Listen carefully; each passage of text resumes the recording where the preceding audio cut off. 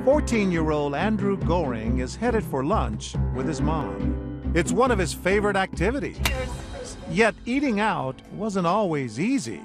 Andrew has autism. It used to be very difficult to go out with Andrew. He had a lot of challenging behaviors that made it tough for him to be out in the community. I've heard from a family recently that they were out at the park with their child with autism, and someone actually came up and accused them of being bad parents. The diagnosis of autism is on the rise. The CDC estimates that 1 out of every 88 children in the U.S.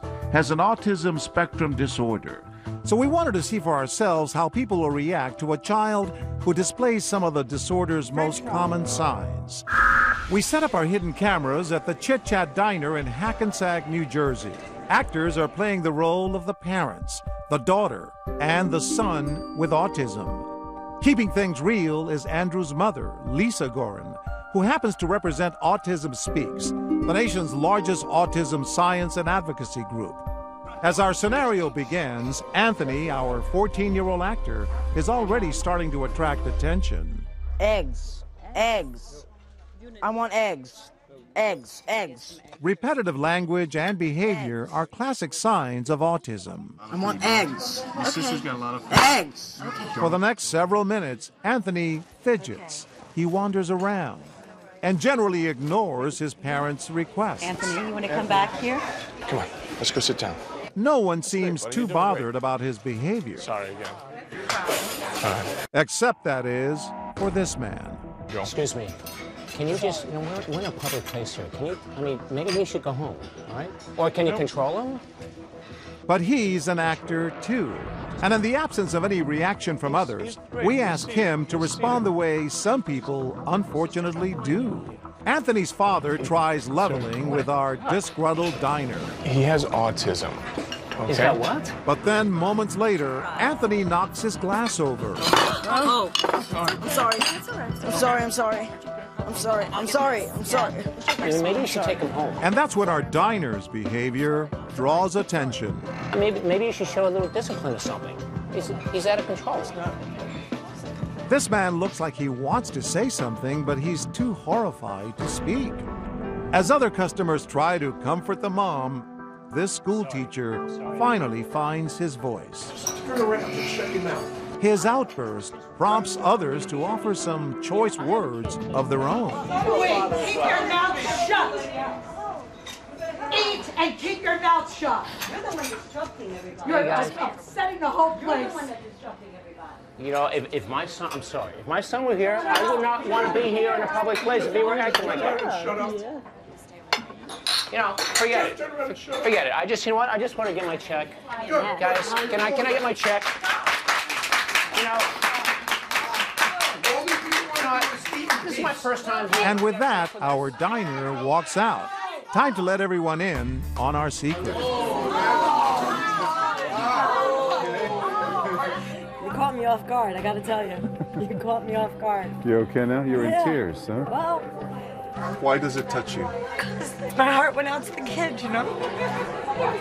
We're doing this because it happens in real life. I know, and I understand. See, it's just wrong.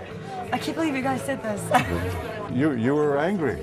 I was very, very upset and angry.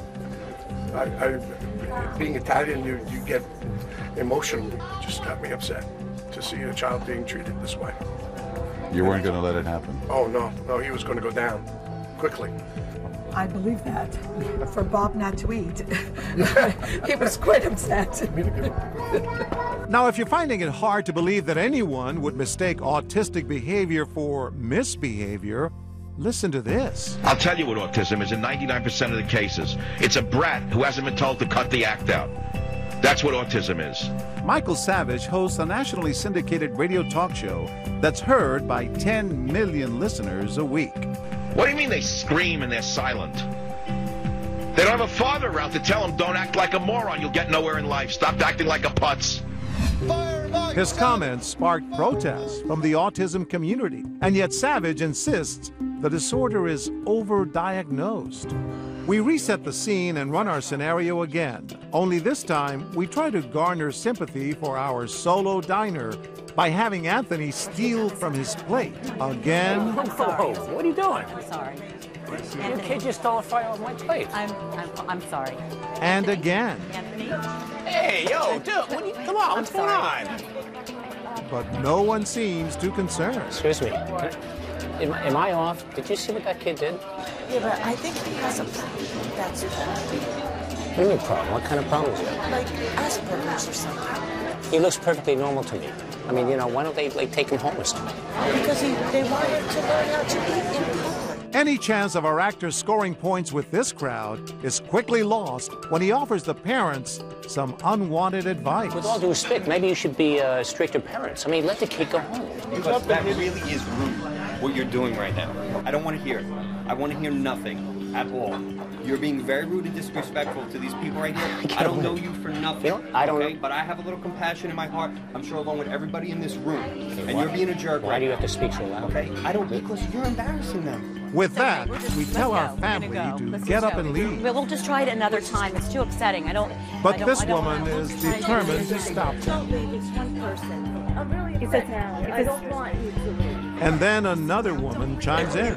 We're just ignorant. It's a little bit, it's embarrassing for us a little bit, and it's not. It's when, not embarrassed. You shouldn't be embarrassed. The two women convince our family to stay and tell our diner to leave. You upset the entire place. If I am the only one who feels like this, I'm out of here, okay? Nobody good. You know what?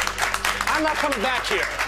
We wait for the diner to bid a hasty retreat, and then it's time for us to make our entrance. Tell us why you got involved. I could see there was something wrong with them.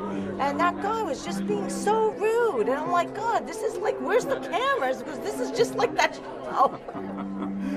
She was going to leave, and God. you stopped her. Yeah, because she was crying and everything, too. And that's not right for one person to make such a big stink. And remember the man with the zero-tolerance policy? I don't want to hear it. I want to hear nothing. He is a police officer. If we had children and one of them was like that, never in a million years would I want anybody to do what he did. You wouldn't tolerate it.